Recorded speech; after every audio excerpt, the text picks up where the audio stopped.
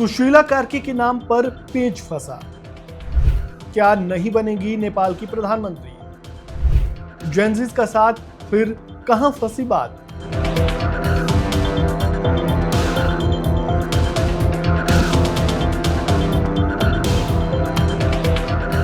नेपाल की पूर्व chief justice Sushila Karki ये वो नाम है जिनके हाथों में नेपाल की कमान सौंपने की चर्चा हो रही है। कार्की को जेनजीज की पहली पसंद माना जा रहा है और उनके नाम का प्रस्ताव भी इन्होंने ही आगे बढ़ाया। अब तक जो खबरें निकलकर सामने आ रही है उसके मुताबिक सुशीला कार्की का प्रधानमंत्री बनना लगभग तय माना जा रहा है, लेकिन ये इतना आसान नहीं होने वाला है। नेपाल में अब कोई बड़ा खेल हो सकता है। नेपाल में जेनजीज क्या चाहते हैं, बालेन शाह ने कैसी अपील की है और जो नया नाम पीएम की रेस में निकलकर सामने आया है वो कौन है, चलिए जानते हैं। नमस्कार, वन इंडिया हिंदी में आपका स्वागत है। मैं हूं राजेश शर्मा।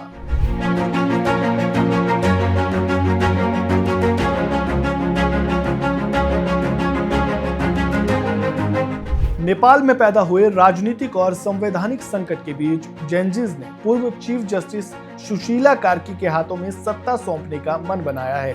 आंदोलनकारी युवाओं की मांग है कि एक गैर राजनीतिक नेतृत्व के तहत नई सरकार का गठन किया जाए।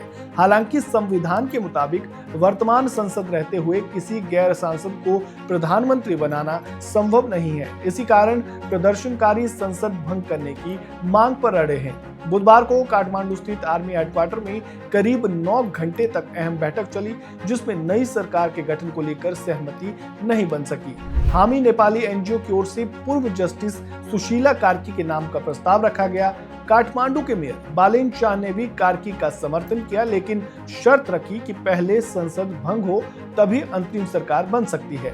इसके अलावा बालेन शाह ने एक पोस्ट भी एक्स पर शेयर किया और युवाओं से अपील की। उन्होंने लिखा, प्रिय जेनजीज और सभी नेपालियों से मेरा अनुरोध है, देश इस समय एक अभूतपूर्व स्थिति से गुजर रहा है।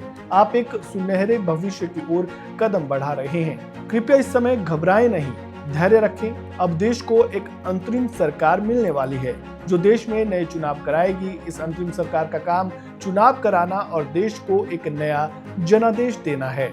मैं पूर्व मुख्य न्यायाधीश सुशीला कार्की को इस अंतरिम चुनावी सरकार का नेतृत्व सौंपने के आपके प्रस्ताव का पूर्ण समर्थन करता हूं। बालेन शाह समेत जहां कुछ जेनजीज समूह सुशीला कार्की के नाम का समर्थन कर रहे हैं, तो वहीं कुछ इसका विरोध भी कर रहे हैं। इस समूह ने कुलमान घिसिंग के नाम का प्रस्ताव रखा है, जिसके साथ ही नेपाल में अंतरिम पीएम के लिए नया नाम सामने आया है।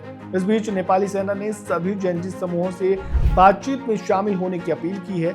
अब सवाल यहाँ ये उठता है कि ऐसे हालातों में किया क्या जाए।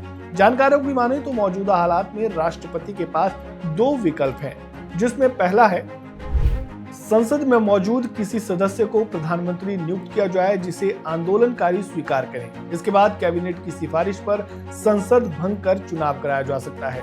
वहीं दूसरा विकल्प है राष्ट्रपति आंदोलनकारियों द्वारा प्रस्तावित सर्वसम्मत उम्मीदवार को प्रधानमंत्री नियुक्त करें। हालांकि संविधान में इसका प्रावधान नहीं है, लेकिन जन आंदोलनों के बाद कई बार स्थापित संवैधानिक परंपराओं से इत भी फैसले लिए गए हैं। वहीं कुछ जानकारों का मानना है कि आंदोलनकारियों के एक साझा उम्मीदवार को प्रधानमंत्री नियुक्त करना ही एकमात्र विकल्प बचा है। इसके अलावा कोई और रास्ता नहीं है। लेकिन यहाँ पर अब जेनजीज ही 2 समूहों में बंट गए हैं। एक सुशीला कार्की के नाम का समर्थन कर रहा है, तो वहीं दूसरा इसके विरोध में है। आपका क्या कहना है? कमेंट बॉक्स में अपनी राय जरूर दें। इस वीडियो में फिलहाल इतना ही।